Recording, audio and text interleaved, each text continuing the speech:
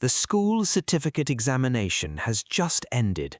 Admission to college is a daydream for him. The constant pursuit of fortune is behind the shadows, but it seems like there is no way out. At home, his marriageable sister Maina and his bedridden mother. Rice, pulses, medicine and diet are all like a mountain-sized burden on his head. Despite all the hardships, Mohan forgets everything when he looks at the faces of his sick mother and younger sister at the end of the day. Mohan is an employee of a drugstore, and in his spare time he gets a chance to glance at the newspaper. That day, his eyes suddenly light up at the recruitment advertisement of a well-known company. What does it matter if he is a security guard? He needs a job with a big salary. He sends out an application. A few days later, the interview card also arrives. He has to go to Dhaka, but his pocket is completely empty. When he comes home, he consults with his younger sister, Maina, whether to go to Dhaka or not. There is a big expense for the journey. Where will that money come from? Who will give him money to go to Dhaka? Maina musters up courage. She has saved a couple of takas in a clay bank without eating tiffin at school. Maybe she can use that to rent a car. Hearing Maina's words, Mohan laughs. Hey, crazy, is Dhaka here or there? It's a long way away. It will take at least 1.5 to 2,000 takas for the journey. How much more money will you get in your clay bank? Look, brother, I believe that breaking the bank will solve your problem. The cars which are hustling to go to Dhaka from Potgram at a low fare leave in the afternoon. No matter how weak his pocket is, he can only reach Dhaka. It's not a matter of judging good or bad now. Despite the extremely disturbing conditions on the entire road, he falls asleep at some point in the night. The white glow of dawn peeks through the broken glass of the window, fading from the thick fog between the trees. As soon as the dawn light hits his eyes, he is surprised. His pocket is intact, which has been a day. The sound of birds chirping is coming from above his head. A flock of rice husks is flying far away. Even for a moment, a feeling of happiness is approaching him. But soon his heart starts pounding. Such a flock of birds is not supposed to be seen in Dhaka city. That means that Dhaka has not arrived yet. What will happen to his exam? If he does not reach on time, he will not be able to take the exam. The money he saved with hard work will be turned into dust by not eating his beloved younger sister's tiffin. A storm is brewing in his heart, a raging storm. How many dreams he has! He will get a job with a high salary. He will be bedridden. The mother will be treated. The sister will get married to the handsome boy. Then, suddenly, there was a loud noise. Everyone inside the bus screamed. Mohan's face turned pale and sad. The restlessness of his vision seemed to merge into nothingness. He also became a bone. Everyone was looking at each other. Before he realized what had happened, the bus contractor and helper had gone down. He looked out through the broken glass and saw a flock of rice huskers flying far away, curved and curved.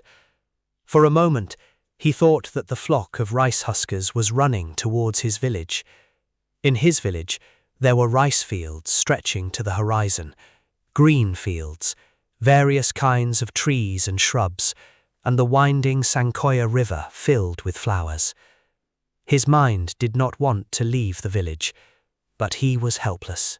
Because he had promised his younger sister Maina that he would find a job no matter what, then bring his mother to Dhaka to see a good doctor and get her proper treatment. As a child, fatherless Mohan considered his mother his world. Studying in a poor family was like a nightmare. Studying with the school fees was beyond his means. However, since he was always fast in class, the headmaster noticed him. So, fortunately, he was able to take the final school exam without pay or expense. The land left by his father was a biga. In one corner of it were 3 small thatched houses. Due to the lack of a roof, when the monsoon came, the rainwater would drip through the roof of that house. Mohan's mother, Margina Begum, would place pots, pans and bowls in the places where the water fell, protecting it from the rainwater. Since the house is a little higher than the other lands, he plants a few plants of chili, pumpkin, gourd, potol and various vegetables. He spends his days struggling to eat without eating anything from them. When he comes home from school and places his books on the bed, he sees that there is not even a handful of food in the house, and he hesitates to tell his sick mother about food. His mind seems to have surpassed his age today, so he suddenly becomes silent. Looking at Mina's face, salt tears roll down Margina's eyes without knowing it. What can he do? He lives in poverty, and Mohan's father is not there. Can a small, innocent boy take care of the family? Even then, the boy, leaving his studies, works in people's shops, just to feed his mother and sister. At around 8 in the morning, Mohan's rusty car finally reaches the Gabtoli bus stand. He asks a passerby how to get to Gulshan. The passerby tells him, so Mohan takes the bus to Farmgate, and then from there he goes around to Gulshan. He takes out a circular from his bag and looks at the address of the company's head office, and then walks towards the office. At the office gate, he sees a huge man with a moustache sitting on a stool with a gun in his hand. Although he looks like a doorman, his face is exactly like Gabbar Singh from the Hindi movie Sole. Mohan is scared and greets him and asks, "Okay, uncle, there is a job interview here today. Do you know anything?" Hearing him speak in Rangpuria, the doorman looks at him from head to toe, then says, "Hey, where is your interview?" "Yes, uncle." Saying this, he starts to untie the chain of his bag, thinking that the doorman stops him and says, "Wait, I won't let you go. If you go straight, you will find the elevator on your left. If you press the number 9 button, you will get it. Go here." Mohan took a handkerchief out of his pocket and wiped the sweat from his forehead. He had heard the name of the elevator in big buildings, but had never taken it. What if the door did not open after entering? He had never even seen it with his hand. What would happen if he pressed any button? His chest trembled. He went near the elevator and stood for a while, mentally searching for the stairs to go up. No matter how high it was, and no matter how hard it was, he would be able to climb the stairs. Mohan came to the hall and saw that other job seekers had also arrived. Their exams started on time, and after the exams they were called at 2 in the afternoon to see the results. However, it was still too late for 2 o'clock. His stomach was rumbling, and he needed to eat something light. No more stomach problems till night. Mohan thinks that only 5 people will be accepted, and they tested no less than 5. So is he supposed to have news there? And what will happen if he goes upstairs? Even so, he has come all this way. He should see the end of it. He climbed the stairs before 2 o'clock. A notice board was hanging just to the right of the stairs. Leaning on his feet, he raised his head over the necks of 2 or 4 people and glanced at the notice board. His eyes lit up. Unable to believe himself, he says to another middle-aged man, "Brother, I can't see. Please check my roll." The man sees his roll on the board, comes a little away from there, looks at Mohan carefully, and says, "Yes, brother, your roll is on the board." The first test of his life, he did not expect so much success in his destiny. Tears well up in his eyes with joy. He really wants to jump for joy, but here he feels ashamed among so many people. How many dreams he has. He will get a job with a big salary. His bedridden mother will be treated. His sister will get married to a handsome boy. What better news can there be than this? When everyone leaves, the crowd there decreases a lot. This time he slowly approaches the notice board again. There is a special message written on it. Those who have passed the written exam are requested to contact room number 901. Mohan stands and waits. If he finds someone, he will ask which side is room number 901. At that moment, a young girl in a tight dress and high heels was walking towards him, making a clacking sound. As Mohan took 2 steps forward to ask her, the girl looked at him and her clothes were about to be ruined. She kept her head down, but the girl realized from the sudden knock that the innocent boy wanted to tell her something. So she came to Mohan and said, "Excuse me, do you want to tell me something, brother?" By now, Mohan swallowed the spittle that had accumulated in his mouth and raised his head and said, "Yes, madam. Which way is room number 901?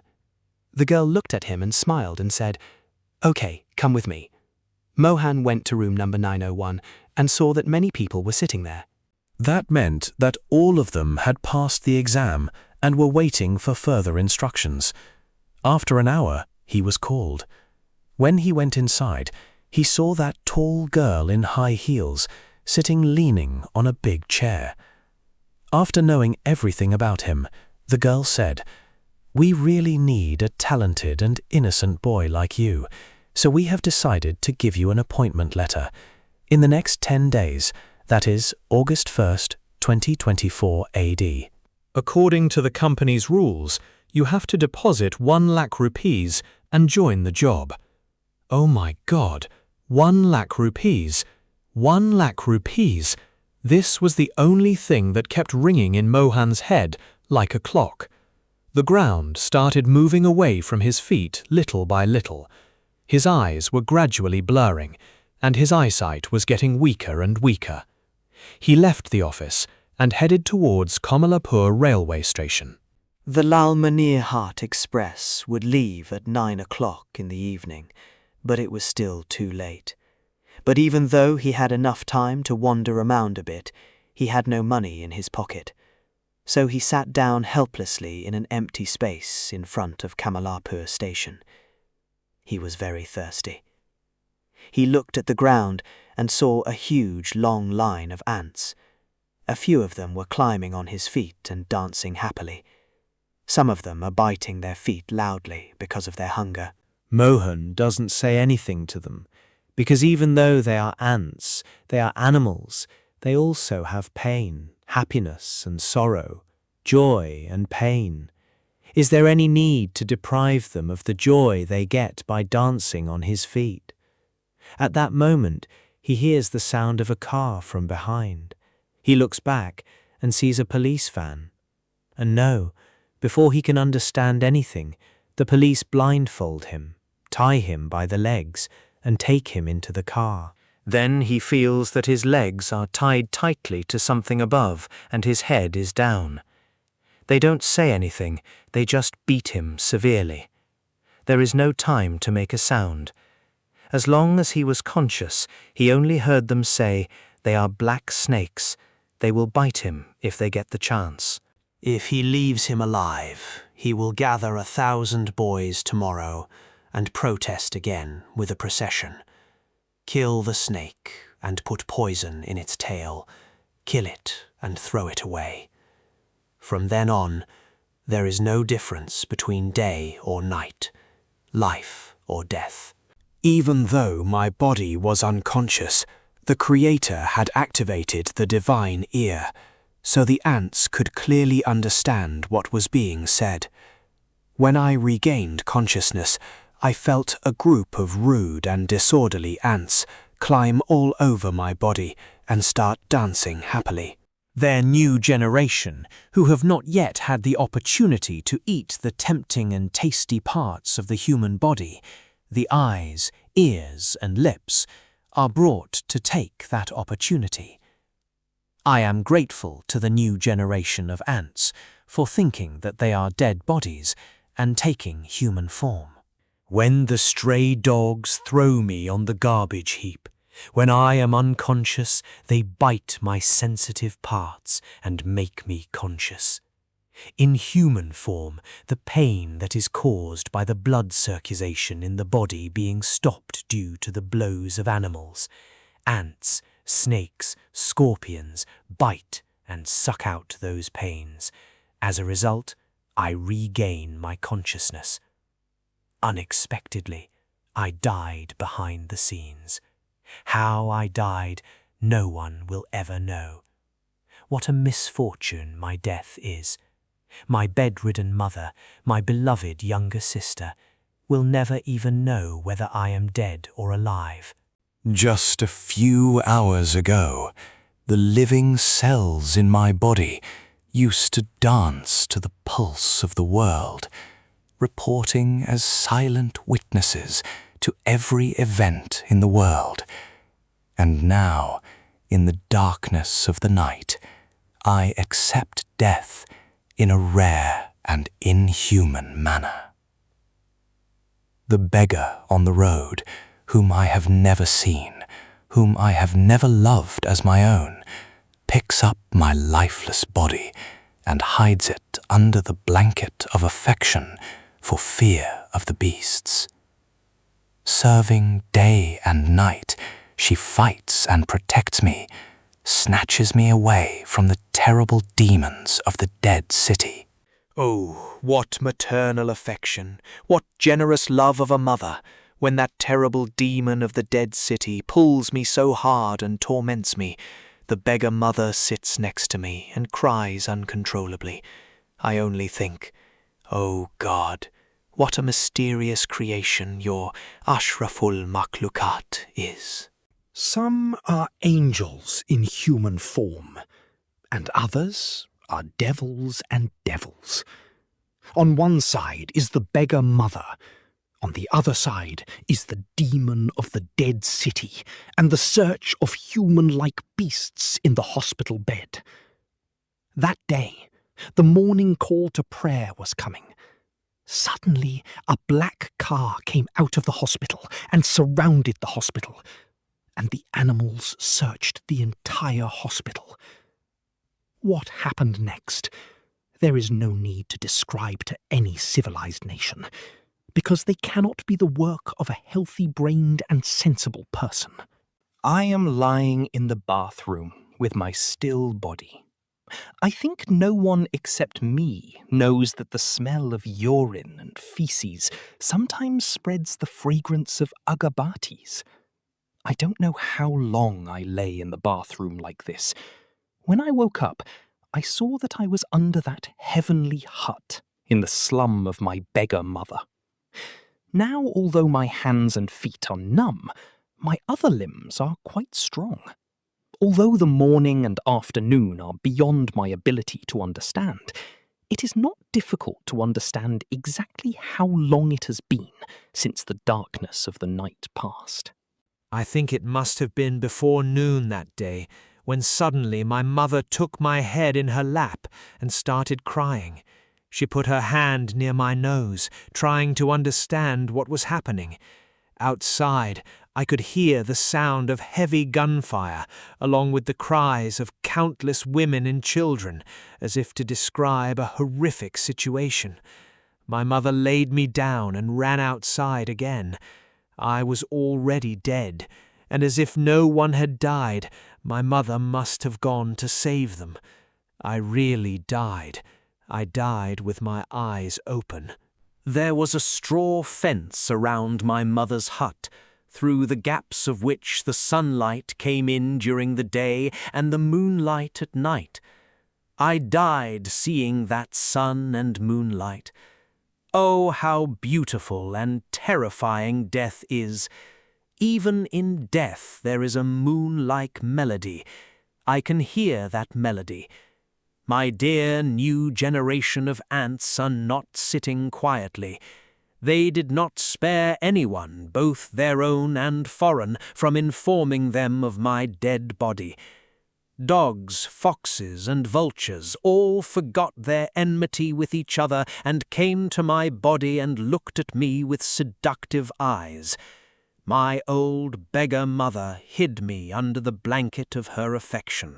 Finally, the light of dawn broke all around.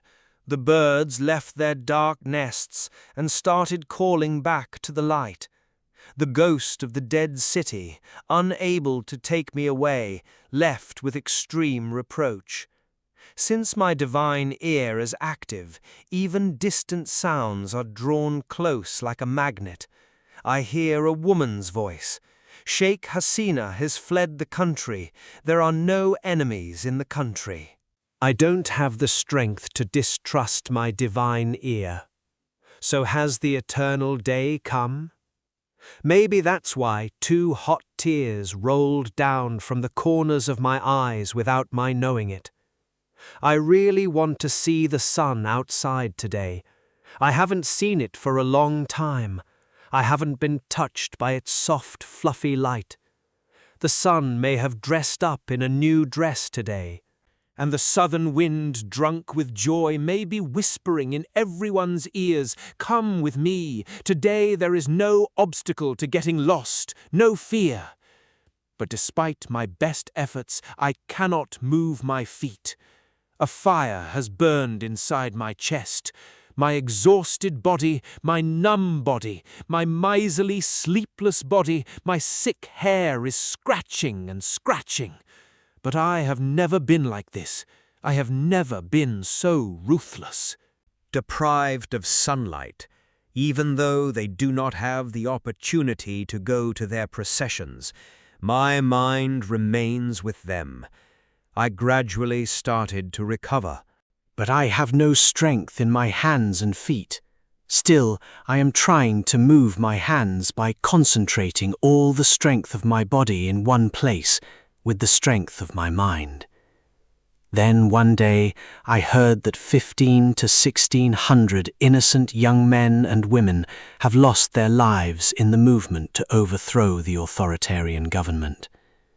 Like me, 10,000 more dying souls are fighting against the demons of the dead city.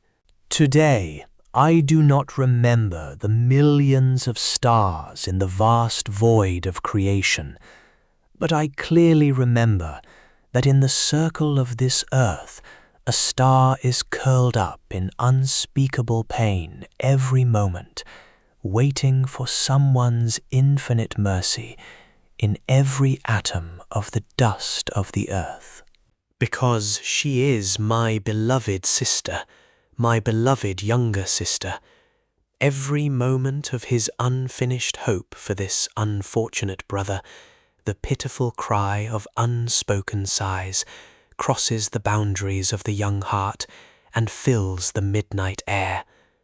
But still, all these pains are nothing.